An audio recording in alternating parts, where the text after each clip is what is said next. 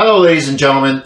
In this video I will be demonstrating what I think to be, if not the most, one of the most important stretches that we could be doing as human beings. And they are targeting your hip flexor muscles, specifically your iliopsoas, major and minor, and your iliacus. So why are these muscles important to be stretching? As I discussed in the previous video, due to repetitive actions or prolonged positioning, muscles tend to shorten. Well, as days and years go on, we tend to be in this position right here, the sitting position, a lot more. So those muscles are constantly being programmed to shorten and shorten and shorten. The more you sit, the shorter they get. And not only do they get short, but they start to build up and sort of calcify.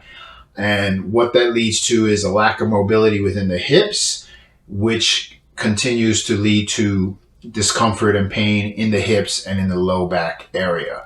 A lot of low back pain comes from the tightness in the hips. So without getting too much into that, let's just get into the stretch. So the iliopsoas is a really long, there's two heads and they're very thick muscles, and it's the only muscle that joins your upper body to your lower body. So there's that, very important muscle. It actually attaches to your spine, and I'm going to have pictures up probably hopefully somewhere around me to give you a visual. To the sides of your spinal cord, deep in the middle of your body, right underneath your diaphragm, goes down through the hip girdle and attaches in the inside of the femur bone. And then the iliacus sits right inside your hip bone, kind of a wide area muscle that funnels down and attaches right above the iliopsoas, again on the inside of your upper femur bone. So that's the targeted muscles, and it's important to have a nice visual of that, so it helps when you're doing the stretch to kind of make that mind-muscle connection that we discussed in the previous video. All right, so let's just get to it, shall we?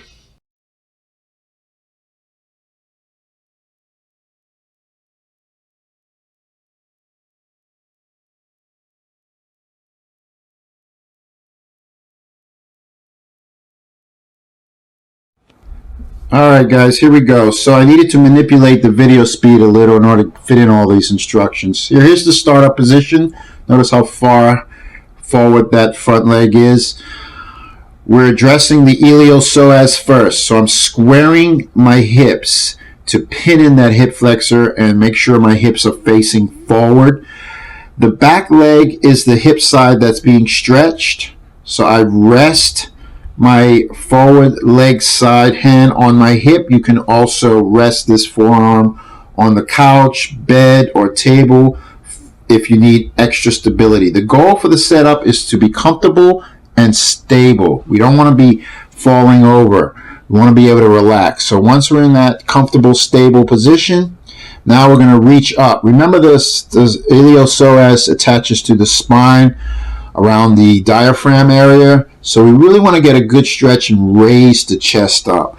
Looking up slightly towards the hand and really shooting those fingertips to the ceiling, getting really good stretch, keeping that chest up, pinning the iliopsoas muscle up as much as we can before actually engaging the stretch. It's a pin and stretch. That's how most effective stretches are done.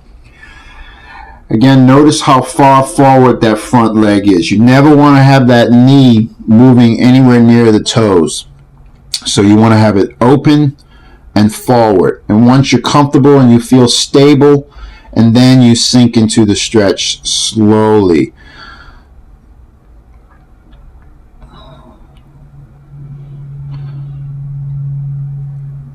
And we're going to take a look at how it looks from behind.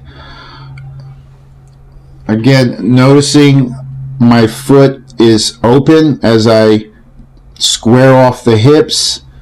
That front foot it's crucial that that front foot is in a good position, because that's your work side. That's where you're going to be doing most of the manipulation for the stretch.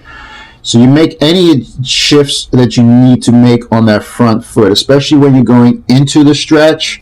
You want to be sliding forward or sliding it more to the right, so that, or more to the left, depending on what side you're stretching, so that the hips are as open as possible, you are as stable as possible, and you're getting a really good stretch, and you're also making sure that that front knee does not go past the toes, or really anywhere close to the toes. Again, you want to be stable, and you want to have those hips open as much as possible, and you want to be as relaxed as possible so you can really sink into the hips. The back leg should be straight at a 90-degree angle as much as possible. At first, you might have a little kickstand thing going. That foot might be a little on the inside and the outside due to extra tension around the knee or the upper leg area. Don't worry about that at first. Just try to have it as straight as possible. You'll get there in time. Here's a shot of the shoulder so you can see that extra stretch. Just putting your arm up is not good enough. You want to really reach, and you'd be surprised how much more movement you can get into your shoulder when you really focus on that. You should feel a stretch going all the way down from your shoulder, down the side of your body into the hips. Feel a really good upper body stretch, and that's really pinning in the psoas muscle. Remember to work the proprioceptor programming like we learned in the previous video. Utilizing your breath. 4 seconds in, 4 seconds out. Making the adjustments in that front leg.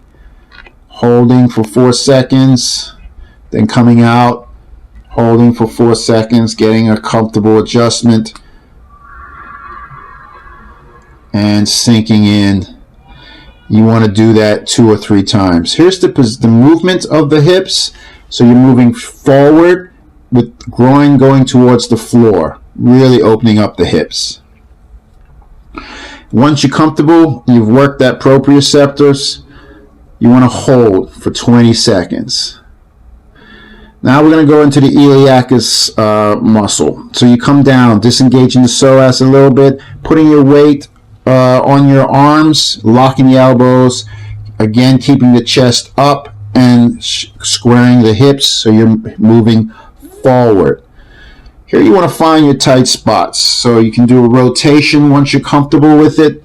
I'm rotating to the outside, so I'm really getting a really good stretch on the outside of my hips, especially the back leg, but I'm also in the front leg into the hamstring area. It's getting a good stretch, opening up the bottom side of the hips. So it's a slight rotation on the outside. You want to find your spots. I'm going to shift to the inside now to get into the abductor muscles a little bit, rotating that outside arm slightly. Remember to keep your elbows locked. You're rotating on your shoulders, so keep the elbows locked. So again, I'm just rotating on the inside a little bit, the inside of the front foot also.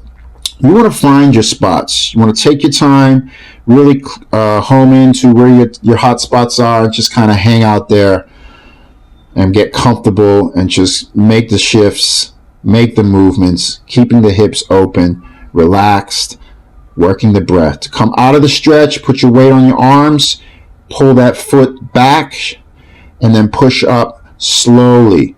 You've been in this stretch for a while. You don't want to make any fast, jerky moves.